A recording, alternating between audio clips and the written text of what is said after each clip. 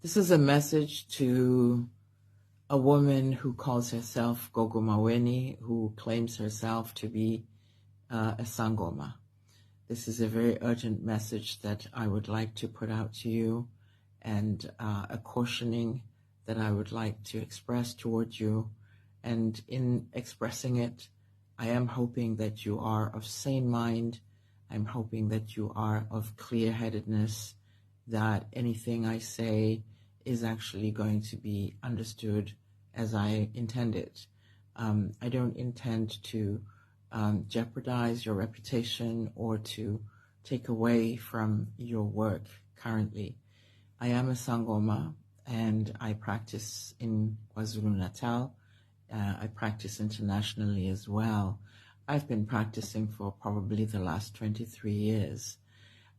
It does cause injury to us as Sangomas of the light, if you will, as Sangomas who have a conscience, as Sangomas who wish to uplift the tradition and to have people have trust in us.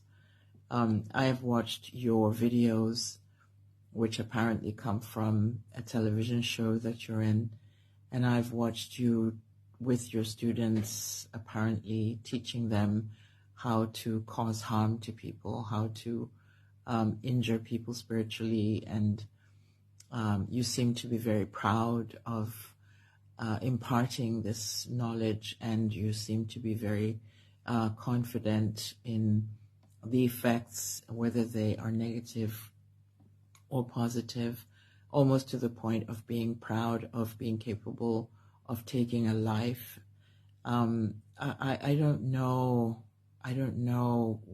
what what is driving you, what motivates you, and whether or not you still have an ability to discern for yourself what is good and what is bad, and whether you care whether people live or die.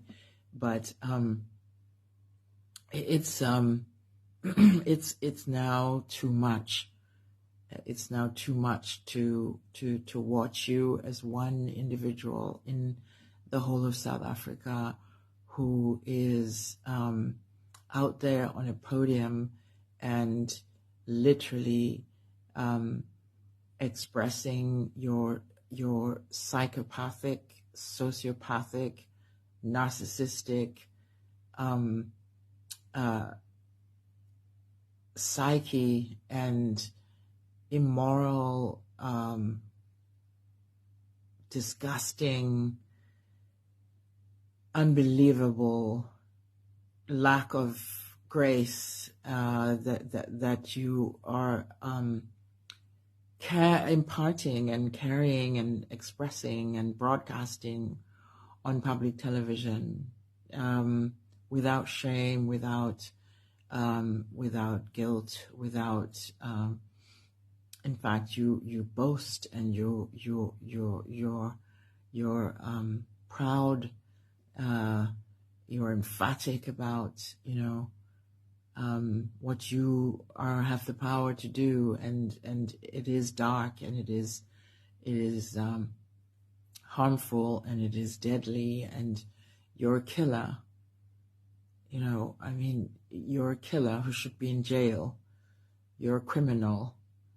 And it's unbelievably audacious of even the television company that is broadcasting your show and continue to broadcast your show despite what the content is. I mean, if you lived at a time when Sangomas really cared, you would be dead. They would just, throw you off a cliff and wash their hands off of you.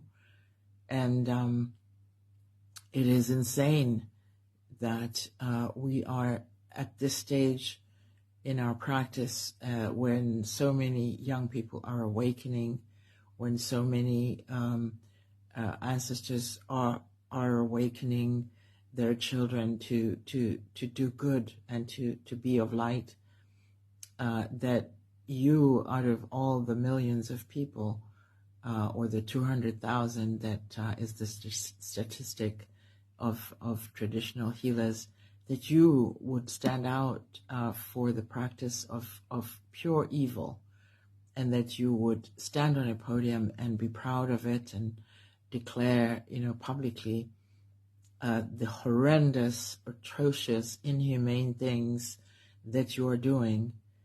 And do you not have a mother? Do you not have a father? Do you not have a friend? Do you not have people around you who can awaken you to your own reality of just how horrendous and shameful your life and your activities and your very being and your practice are? You need to come back to yourself.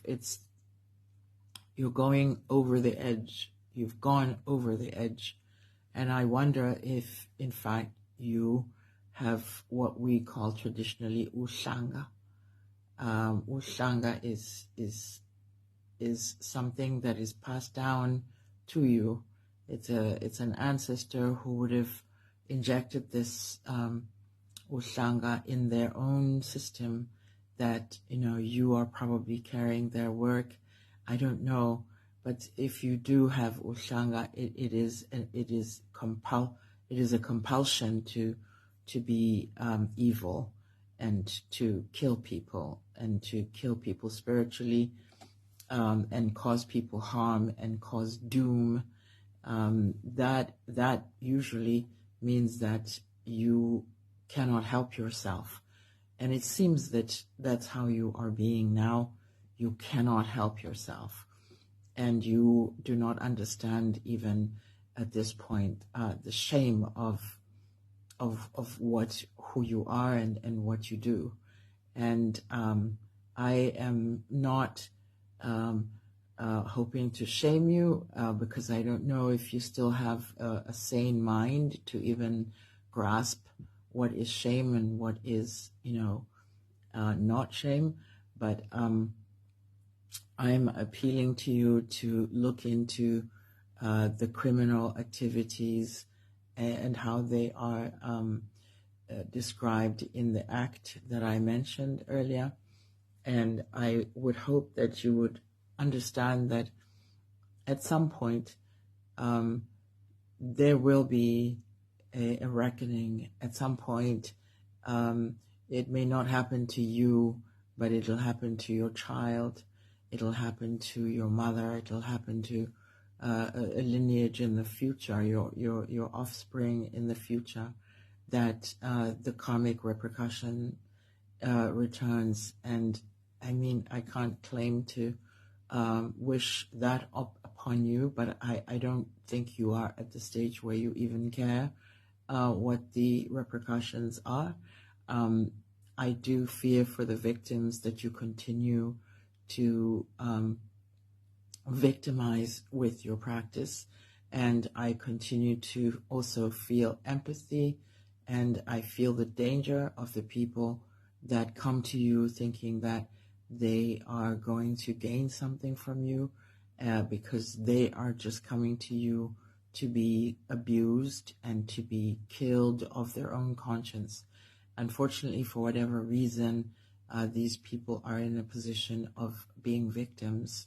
And someone somewhere who sees this message, please help us Sangomas to get rid of this woman, and help us to get her to whatever intervention she needs, so that she's not within our practice. We would want her to be out of our practice, because we do not want the world to see us or to see what she wears and we wear, to symbolize that this is what we are and that we are the